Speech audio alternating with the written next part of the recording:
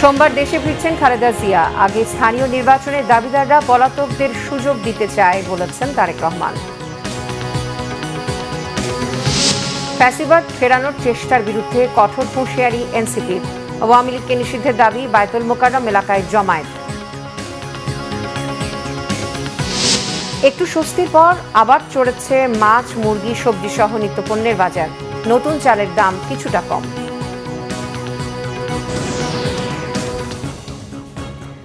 দেখছিলেন ক্রাউন 7 সংবাদ শিরোনাম। লন্ডনে উন্নত চিকিৎসা শেষে 5 মে সোমবার দেশে ফিরছেন বিএনপি চেয়ারপারসন ও সাবেক প্রধানমন্ত্রী বেগম খালেদা জিয়া। দলের মহাসচিব মির্জা ফখরুল ইসলাম আলমগীর এই তথ্য নিশ্চিত করেছেন। বিএনপি মহাসচিব জানান, বেগম খালেদা জিয়ার সঙ্গে তার বড় ছেলে তারেক রহমানের স্ত্রী জুবাইদা রহমান এবং ছোট ছেলে প্রয়াত আরাফাত রহমান কোকোর স্ত্রী সৈয়দা শর্মিলা রহমান দেশে ফিরবেন। জানান, বেগম জিয়ার শারীরিক অবস্থা বেশ ভালো। এবছরের 8 জানুয়ারি কাতারের আমিরের পাঠানো এয়ার অ্যাম্বুলেন্সে করে লন্ডন যান বেগম খালেদা জিয়া। সেখানে দ্য লন্ডন ক্লিনিকে 17 দিন চিকিৎসাধীন ছিলেন। পরে গত 25 জানুয়ারি হাসপাতাল থেকে ছেলে তারেক রহমানের লন্ডনের বাসায় যান তিনি। এরপর ছেলের বাসাতেই তার চিকিৎসা চলে। খালেদা জিয়া দীর্ঘদিন ধরে liver cirrhosis, kidney, heart, diabetes, arthritis সহ নানা অসুস্থতায় ভুগছেন। গত 5 আগস্ট ছাত্র জনতার অভ্যুত্থানে আওয়ামী লীগ সরকারের পতনের পর রাষ্ট্রপতির এক আদেশে খালেদা জিয়া মুক্তি পান। এরপর দুর্নীতির যে 2টো মামলায় তিনি কারাবন্দী হয়েছিলেন সেগুলোর রায়ও বাতিল করে আদালত। বিএনপির ভারপ্রাপ্ত চেয়ারম্যান তারেক রহমান বলেছেন, প্রতিটি রাজনৈতিক দল সংস্কারের পক্ষে থাকলেও সরকার সংস্কারে কেন সময়ক্ষেপণ করছে তা নিয়ে জনমনে প্রশ্ন বেড়েই চলছে। তিনি বলেন, জনগণ ও রাজনৈতিক দলগুলোকে পাশ কাটিয়ে বিরাজনীতিকরণে উৎসাহিত করা হলে তা ঝুঁকিতে ফেলবে গণতন্ত্রকে। অন্তর্বর্তী সরকারের নির্বাচনের সুনির্দিষ্ট রোডম্যাপ ঘোষণার দাবি জানিয়ে তিনি বলেন, রাজনৈতিক দলগুলোকে জনগণের আদালতের মুখোমুখি করার উদ্যোগ নিতে হবে। আহমেদ সারওয়ারের রিপোর্ট। দলের প্রতিষ্ঠাবার্ষিকী উপলক্ষে শুক্রবার জাতীয় প্রেস ক্লাবে আলোচনা সভার আয়োজন করে এবি আমার বাংলাদেশ পার্টি। এতে লন্ডন থেকে ভার্চুয়ালি যুক্ত হন বিএনপির ভারপ্রাপ্ত চেয়ারম্যান তারেক রহমান। প্রতিষ্ঠাবার্ষিকী উপলক্ষে এবি পার্টির নেতাকর্মীদের শুভেচ্ছা জানিয়ে তারেক রহমান বলেন, ফ্যাসিবাদী শাসনের পতনের পর কমপক্ষে 25টি নতুন দল রাজনীতির মাঠে এসেছে, তাদের স্বাগত জানাই। গণতান্ত্রিক আদর্শের রাজনৈতিক দলগুলোর মধ্যে ভিন্নমত থাকতে পারে, তবে দেশের স্বার্থে প্রত্যেকটি দলের অবস্থান, উদ্দেশ্য এক ও অভিন্ন। রাজনৈতিক দল নির্বাচনের দাবি জানাবে, এটি স্বাভাবিক গণতান্ত্রিক রীতি। অথচ আমরা খেয়াল করছি গত কিছুদিন ধরে অত্যন্ত সুকৌশলে দেশে এমন একটি আবহাওয়া তৈরির অপচেষ্টা চলছে যেখানে নির্বাচন অনুষ্ঠানের দাবি করাটাই যেন একটি অপরাধ। জাতীয় নির্বাচন অনুষ্ঠান নিয়ে অবজ্ঞাসূচক বক্তব্য, মন্তব্য কিন্তু পলাতক স্বৈরাচারকেই আনন্দ দেয়। অপরপক্ষে এটি গণতান্ত্রিকামী জনগণের জন্য কিন্তু অপমানজনক। রাষ্ট্র রাজনীতি মেরামতের জন্য সংস্কারের কর্মযজ্ঞ চলছে, তবে চলমান সংস্কার যদি রাজনৈতিক দলগুলোর নির্বাচন অনুষ্ঠানের দাবিকে অবজ্ঞা করতে হয়, প্রলুব্ধ করে, তাহলে সংস্কারের তাৎপর্যটা কি? এটি বহু মানুষের প্রশ্ন আজ। দেশের প্রতিটি রাজনৈতিক দল সংস্কারের পক্ষে, তারপরেও সংস্কার নিয়ে অন্তর্বর্তীকালীন সরকার কেন এত সময় ক্ষেপণ করছেন, এ নিয়েও জনগণের মনে ধীরে ধীরে প্রশ্ন বেড়েই চলেছে। পলাতক স্বৈরাচার আবার মাথাচাড়া দেবার চেষ্টা করছে জানিয়ে তারেক রহমান বলেন, এই দলটিকে রাজনীতিতে অপ্রাসঙ্গিক করে দিতে অন্তর্বর্তীকালীন সরকার কি পদক্ষেপ নিয়েছে তা জানতে চায় জনগণ। ব্লেম গেম দিয়ে দায়িত্ব এড়ানোর কিন্তু কোনো সুযোগ নেই। অন্তর্বর্তীকালীন সরকার পদক্ষেপ নিতে ব্যর্থ হলে আমি দৃঢ়ভাবে বিশ্বাস করি জনগণের ভোটে নির্বাচিত সরকার আগামী দিনে অবশ্যই সংবিধান লঙ্ঘনের দায় অভিযুক্তদের বিরুদ্ধে আইনগত ব্যবস্থা নেবে। রাজনৈতিক দলগুলোকে অবজ্ঞা এবং জনগণের রায়কে অবহেলা করে বিরাজনীতিকরণকে উৎসাহিত করা হলে সেটি শেষ পর্যন্ত গণতন্ত্রকেই ঝুঁকির মধ্যে কিন্তু ফেলে দেবে। সুনির্দিষ্টভাবে জাতীয় নির্বাচনের রোডম্যাপ ঘোষণা করুন। রাজনৈতিক দলগুলোকে জনগণের আদালতের মুখোমুখি করার উদ্যোগ গ্রহণ করতে হবে। এবং এই উদ্যোগ গ্রহণ করতে হবে বর্তমান অন্তর্বর্তীকালীন সরকারকে। তারেক রহমান বলেন, দিল্লির তাবেদার হওয়ার জন্য এই দেশ পিণ্ডি ত্যাগ করেনি। যাতে আর কেউ কখনো বাংলাদেশকে তাবেদার রাষ্ট্রে পরিণত করার দুঃসাহস না দেখায়, পরাজিত তাবেদার অপশক্তি তাদের দোসররা আর যেন মাথা ছাড়া দিয়ে উঠতে না পারে, সেটিই হোক বাংলাদেশের আজ এবং আগামী দিনের রাজনৈতিক বন্দোবস্ত। রাষ্ট্র ও রাজনীতির গুণগত সংস্কার এবং নাগরিকদের ক্ষমতায়নের জন্যই বিএনপি সবসময় জনগণের সরাসরি ভোটে জনপ্রতিনিধি, সংসদ ও নির্বাচিত সরকার প্রতিষ্ঠার দাবি জানিয়ে আসছে বলেও জানান তারেক রহমান। আহমেদ সরওয়ার, বাংলা ভিশন, ঢাকা। সংস্কার ও নির্বাচন ইস্যুতে নিজেদের মধ্যে বিভেদ না করার আহ্বান জানিয়েছেন অভ্যুত্থানের পক্ষের কয়েকটি দলের নেতারা। এবি পার্টির প্রতিষ্ঠা বার্ষিকী উপলক্ষে জাতীয় প্রেস ক্লাবে আয়োজিত অনুষ্ঠানে তারা এই আহ্বান জানান। নাগরিক ঐক্যের আহ্বায়ক মাহমুদুর রহমান মান্না বলেন, জুলাই আগস্টে রাজনৈতিক দলগুলোর মধ্যে যে ঐক্য ছিল তা এখন নেই। এতে পলাতক ফ্যাসিবাদী শক্তি ও তাদের দোসরেরা মাথা চাড়া দিয়ে উঠতে শুরু করেছে। জাতীয় নাগরিক পার্টির আহ্বায়ক নাহিদ ইসলাম বলেন, 5 আগস্ট জনগণ আওয়ামী লীগের বিরুদ্ধে রায় দিয়েছে। তিনি বলেন, জনগণের রায় দুভাবে হয়, একটি ভোটের মাধ্যমে, অন্যটি রাজপথে আন্দোলনের মাধ্যমে। আওয়ামী লীগের বিরুদ্ধে রাজপথে জবাব দিয়েছে দেশের জনগণ। অনুষ্ঠানে এবি পার্টি সভাপতি মুজিবুর রহমান মঞ্জু, গণ অধিকার পরিষদের সভাপতি নুরুল হক নুরু, গণসংহতি আন্দোলনের প্রধান সমন্বয়ক জোনায়েদ সাকি সহ বিভিন্ন দলের নেতারা বক্তব্য রাখেন। সংস্কারে শুরু হয়েছে, প্রত্যেকে আমরা সংস্কারের পক্ষে। কোন পর্যায়ে কখন সংস্কারের যে বিশাল ডালিটা খুলেছেন, কখন কিভাবে এটা বন্ধ করবেন, ন্যূনতম সমঝোতা ঐক্যমতের জায়গাটা কিভাবে তৈরি করব। আর নির্বাচনের প্রশ্ন, 5ই আগস্টে বাংলাদেশের জনগণ আওয়ামী লীগের বিরুদ্ধে একটি রায় দিয়েছে যে আওয়ামী লীগ বাংলাদেশে আর কখনোই রাজনীতি করতে পারবে না। ফলে আমরা যখন বলি জনগণ সিদ্ধান্ত নেবে আওয়ামী লীগের ব্যাপারে, জনগণ সিদ্ধান্ত নিতে পারে দুইটি উপায়, একটি ভোটের মাধ্যমে, একটি রাজপথে তাদের অবস্থান জানান দিয়ে গণ অভ্যুত্থানের মাধ্যমে। একটি যখন গণ অভ্যুত্থান হয়েছে, যে গণ অভ্যুত্থানে মুজিববাদকে, আওয়ামী লীগকে বাংলাদেশের জনগণ অস্বীকার করেছে এবং এই সুন্দর একটা সংস্কার, বিচার এবং দেশের একটা সার্বিক পরিস্থিতির পর একটা সুন্দর নির্বাচনে যদি আমরা যেতে পারি, তাহলে ইনশাআল্লাহ বাংলাদেশ একটা নতুন অধ্যায়ে প্রবেশ করবে এবং সেটা আমাদের জন্য একটা সুন্দর স্বপ্ন এবং সফল বয়ে আনবে।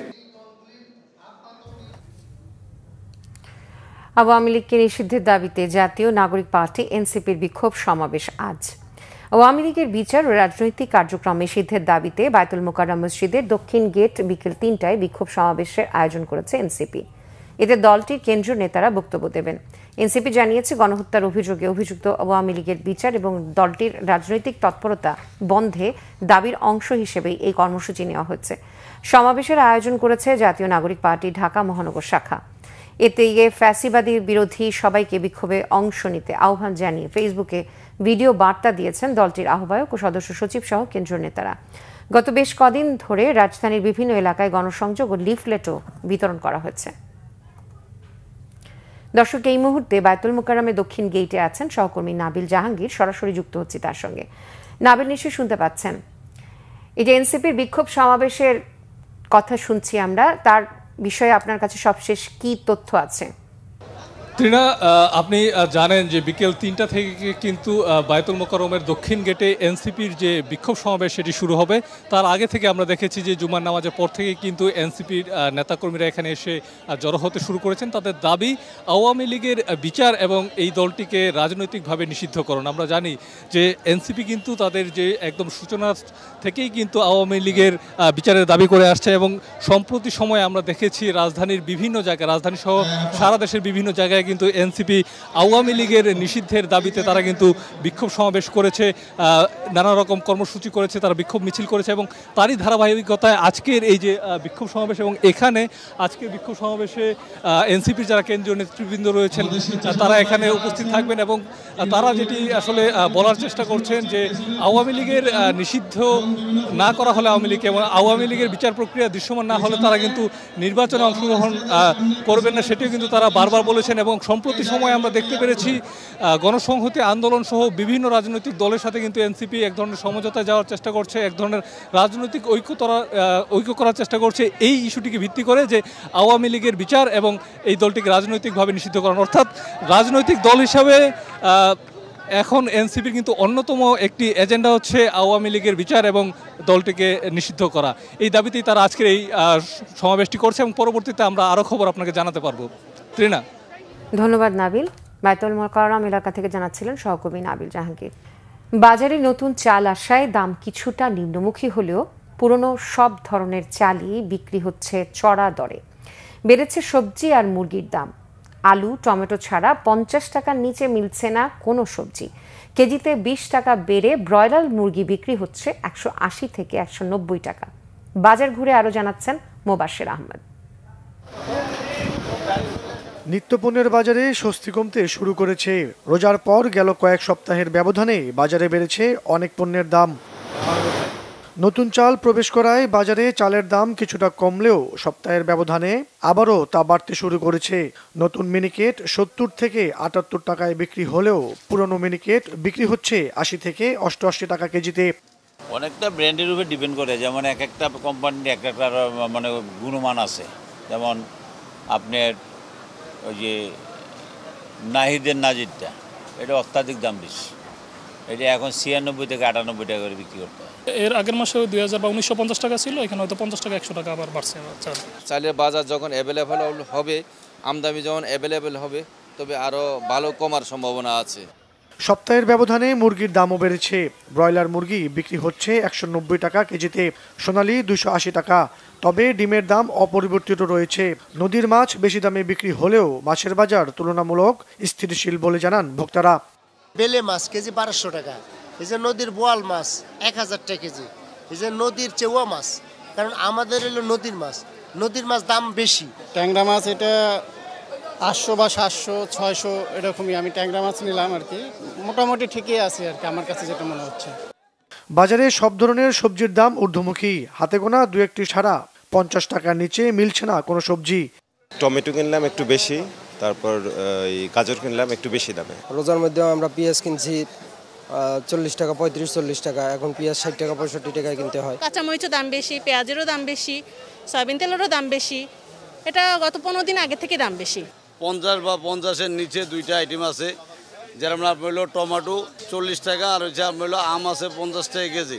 আর বাদ বাকি আইটেমগুলো মানে আপনার হলো 100-র নিচে আর হলো 50-এর উপরে। নিত্যপণ্যের বাজার আরও সহনীয় পর্যায়ে নিয়ে আসার দাবি সাধারণ মানুষের। মোবাশ্বের আহমেদ, বাংলা ভিশন, ঢাকা। হজের ভিসা জটিলতা কাটছেই না। 14,000-এরও বেশি হজ গমনেচ্ছুকদের ভিসা হয়নি এখনো।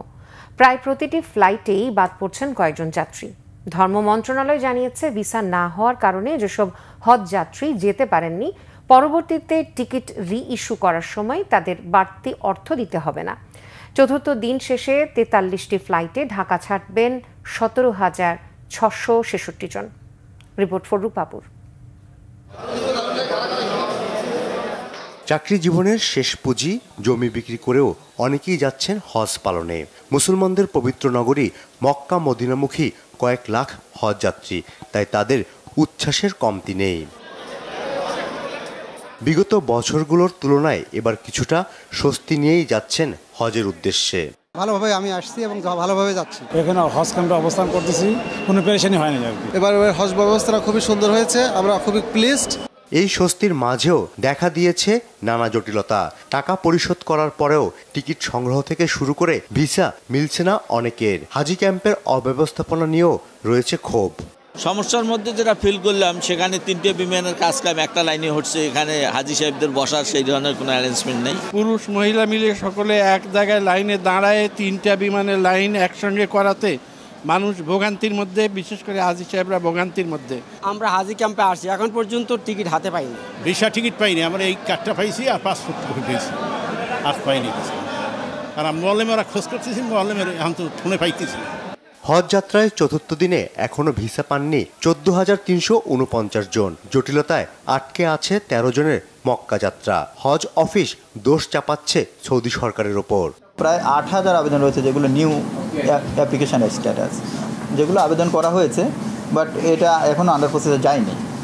আবার কিছু আবেদন রয়েছে এটাও প্রায় 6,000-এর মতো, যেটা আন্ডার প্রসেসিংয়ে আছে, যেগুলো নিশ্চয়ই ইনশাআল্লাহ খুব শীঘ্রই আমরা পেয়ে যাব। দ্রুত এসব সমস্যার সমাধান চাইছে হজ এজেন্সিগুলোর সংগঠন হাব। এজেন্সিগুলো বলছে যাত্রা বাতিল হওয়া যাত্রীদের কোনো বাড়তি ফি দিতে হবে না।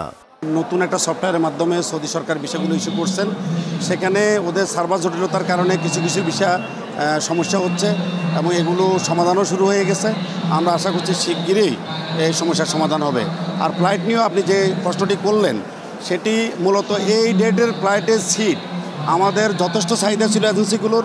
আমরা এয়ারলাইন্সের সাথে কথা বলেছি, এয়ারলাইন্সগুলো বলেছে এই সমস্ত তারিখ থেকে তাদের কোনো সিট নেই, সকল সিট ফিল আপ। এখন এখানে কেন খালি দেখাচ্ছে সেটি আমাদের জানা নেই, এয়ারলাইন্সগুলো থেকেও আমাদের হাবকে অবহিত করা হয় নাই। ফররুখ বাবু, বাংলা ভিশন, ঢাকা। প্রধান উপদেষ্টার প্রেস সচিব শফিকুল আলম বলেছেন, সম্প্রতি বিভিন্ন গণমাধ্যমের 3 জন সংবাদকর্মীর চাকরি চুক্তির ঘটনায় সরকারের কোনো হস্তক্ষেপ ছিল না, এটি তাদের নিজ অফিসের সিদ্ধান্ত। দুপুরে চট্টগ্রাম প্রেস ক্লাবে এক আলোচনা সভায় তিনি কথা বলেন।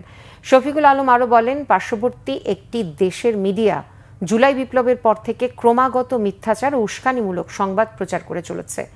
নির্বাচনকে সামনে রেখে তাদের এই অপতৎপরতা সামনের দিনগুলোতে আরও বাড়বে উল্লেখ করে সংবাদের সত্য মিথ্যা যাচাইয়ের আহ্বান জানান তিনি। এছাড়া জুলাইয়ে বৈষম্য বিরোধী ছাত্র আন্দোলনের সময় সাংবাদিক ও শিক্ষার্থীদের হেনস্থায় জড়িত পুলিশের বিরুদ্ধে ব্যবস্থা নেওয়া হবে বলেও জানান প্রধান উপদেষ্টার প্রেস সচিব। সংবাদ শেষ করব ক্রাউন সেভেন শিরোনামগুলো আরও একবার জানিয়ে। সোমবার দেশে ফিরছেন খালেদা জিয়া। আগে স্থানীয় নির্বাচনের দাবিদাররা পলাতকদের সুযোগ করে দিতে চায় বলেছেন তারেক রহমান। ফ্যাসিবাদ ফেরানোর চেষ্টার বিরুদ্ধে কঠোর হুঁশিয়ারি এনসিপি। আওয়ামী লীগকে নিষিদ্ধের দাবি। বাইতুল মোকাররম এলাকায় জমায়েত। একটু স্বস্তির পর আবার চড়েছে মাছ, মুরগি, সবজি সহ নিত্যপণ্যের বাজার। নতুন চালের দাম কিছুটা কম।